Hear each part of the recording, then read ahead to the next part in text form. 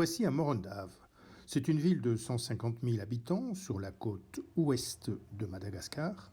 C'est notre base arrière. Et c'est aussi la ville des cyclopous et des tricycles motorisés, les fameux tuk-tuk. Pour rejoindre le village d'Ankev, où nous nous rendons, il y a deux possibilités. Soit la piste avec un 4x4, c'est praticable 6 mois par an, ou bien une autre option qui est plus rude, c'est la pirogue à voile, 5 à 6 heures, et ça c'est praticable toute l'année.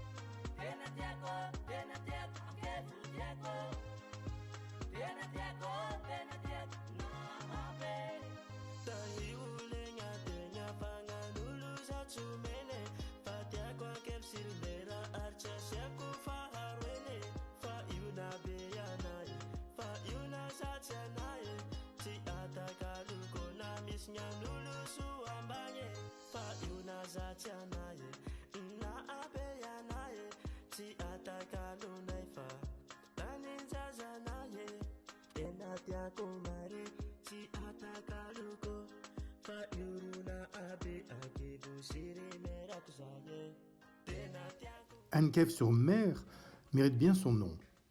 C'est en fait un village qui est construit sur une bande de terre coincée entre la mer et la mangrove. La mangrove, c'est à la fois la limite du village, mais c'est aussi un trait d'union avec la forêt. Les villageois traversent cette mangrove de jour ou de nuit en tenant compte simplement des marées. Mais la mangrove, c'est également la source de nos ennuis pour disposer d'une eau potable. Le puits que nous avions inauguré avec tout le village en 2010 est maintenant abandonné. L'eau de mer gagne du terrain et l'eau du puits est devenue saumâtre. Ici, on voit la mangrove à marée basse et sur la gauche, le terrain sur lequel nous avions implanté le puits de 2010.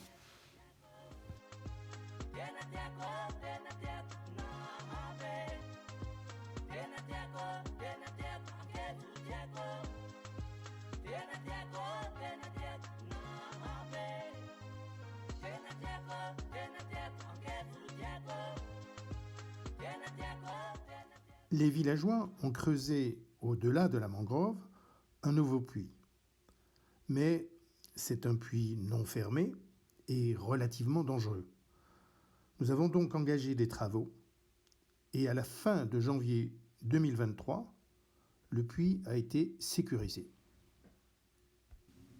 Les habitants d'Ankev sont des Sakalaves ou des Vèzes, deux des 18 ethnies de Madagascar.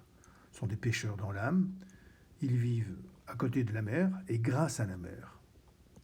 L'outil de travail ici, c'est la pirogue, taillée dans un bois très léger, très flexible, mais fragile en cas de choc. Les pirogues sont systématiquement sorties de l'eau après chaque utilisation et les hommes les réparent, les colmatent et les améliorent sans arrêt. Des pirogues, il y en a de toutes sortes, comme ici la pirogue banane qui est taillée dans un seul tronc. Mais la pirogue que nous aimons, nous, et la pirogue que nous regardons toujours, c'est cette belle grande pirogue à balancier avec une voile rectangulaire. C'est cette pirogue-là qui permet de faire le transport des personnes, le transport des marchandises, et bien sûr, c'est la pirogue également pour aller à la pêche. Les pêcheurs rentrent en général tous les après-midi, et les familles viennent immédiatement voir quel est le résultat de la pêche.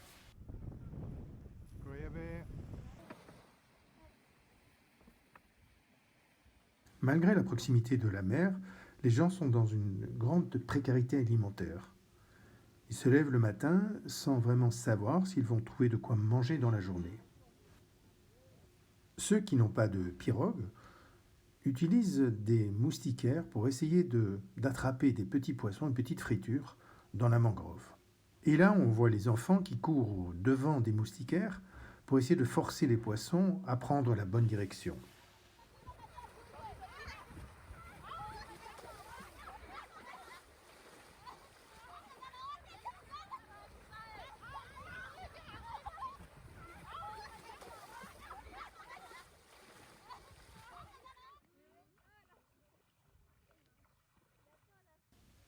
Le village d'Onkefter est situé au milieu de la forêt. C'est un village d'agriculteurs et d'éleveurs. Ce sont des éleveurs de zébus. Malheureusement, depuis quelques années, nous apercevons que ce village s'appauvrit. C'est dû à la progression de la sécheresse et également à cause de la recrudescence des vols de zébus. Mais ce village dispose d'un atout, et cet atout, c'est un puits avec une eau d'excellente qualité. C'est un puits à pédales.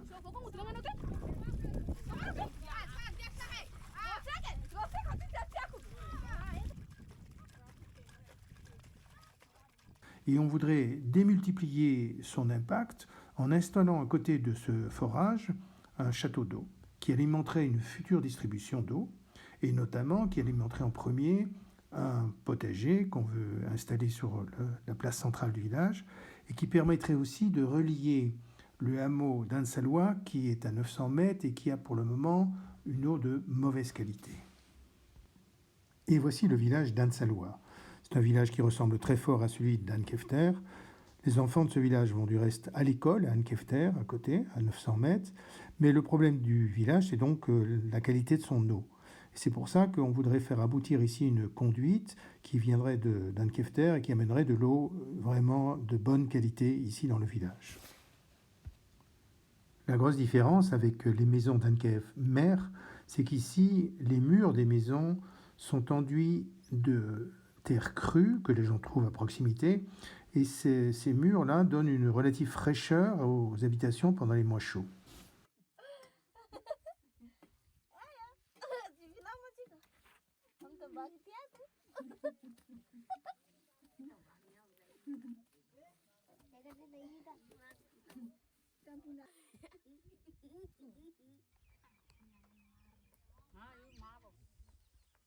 Tout autour du village, il y a une grande quantité de baobabs. Les baobabs sont des arbres sacrés ici à Madagascar.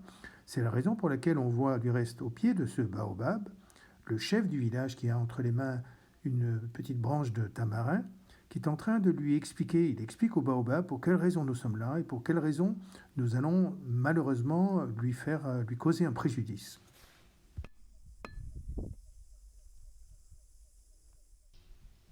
En fait, c'est moi qui suis la cause de ce trouble, puisque j'ai demandé à ce villageois qui a le t-shirt rouge de me montrer quelle était la technique qu'il utilisait pour monter en haut d'un baobab. C'est une opération excessivement rare, puisqu'elle est uniquement motivée par l'idée d'aller chercher du miel lorsqu'il y a un essaim d'abeilles qui s'est réfugié en haut d'un baobab. Autrement, il n'y a aucune raison de monter en haut du baobab, puisque les fruits du baobab, qui sont des fruits très recherchés, tombent naturellement au pied du baobab. Pour organiser une fête ici dans le village, il vous faut sacrifier un zébu, offrir du riz, inviter la totalité de la population à participer à cette fête. C'est l'occasion pour eux de manger un peu de viande. Et ensuite, vous organisez la fête. Mais attention, le sacrifice du zébu se fait aussi dans les règles. Ici, il a le museau tourné vers l'est. On le frôle avec une petite branche de tamarin. On lui explique ce que l'on fait. De même que les enfants que vous voyez ici reçoivent une petite cuillère de décoction sur la tête. C'est la cantinière qui leur donne. C'est pour s'attirer les bonnes grâces des ancêtres avant d'entrer dans cette nouvelle école. Les femmes ont amené des casseroles et du bois pour préparer le repas. Et les enfants des différentes classes présentent tour à tour une animation dansée.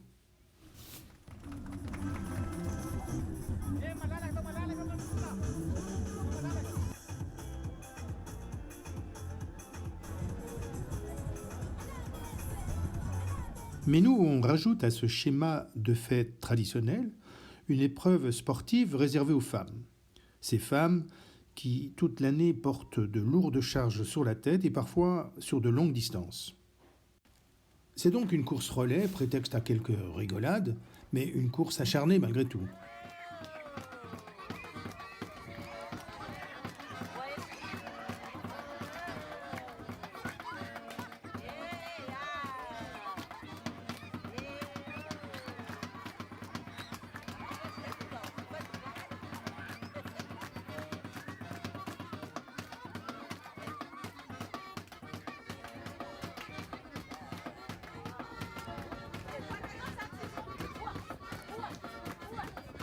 Là, on voit l'équipe gagnante qui en rajoute un peu.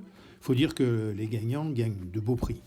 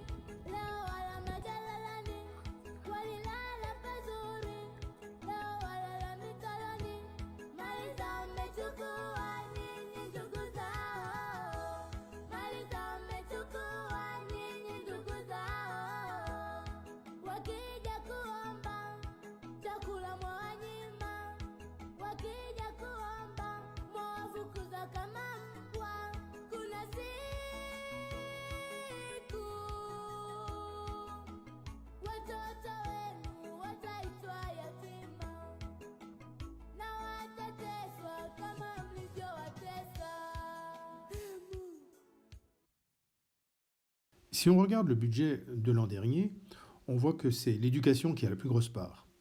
Ça s'explique par, en premier, le salaire des 7 instituteurs, ensuite la cantine des 2 écoles, 3 jours par semaine, et enfin les bourses pour les élèves qui continuent au collège. Ensuite, le deuxième poste, c'est les travaux, mais c'est des travaux d'entretien, entretien de l'école et entretien des logements des instituteurs. Et enfin, le troisième poste, c'est la santé. C'est un poste qui peut exploser parce qu'ici, les besoins sont immenses et personne n'a de sécurité sociale ni de remboursement. Mais on se limite volontairement pour arriver à le gérer dans le cadre de notre budget. Pour les investissements de cette année, c'est relativement clair puisque c'est notre gros projet, la promesse de l'eau avec le château d'eau et la pompe solaire. Ça, c'est financé, c'est en ordre. Il nous reste simplement à trouver maintenant 4 000 € pour pouvoir financer la connexion souterraine pour amener l'eau d'Anne-Kefter vers Ansallois.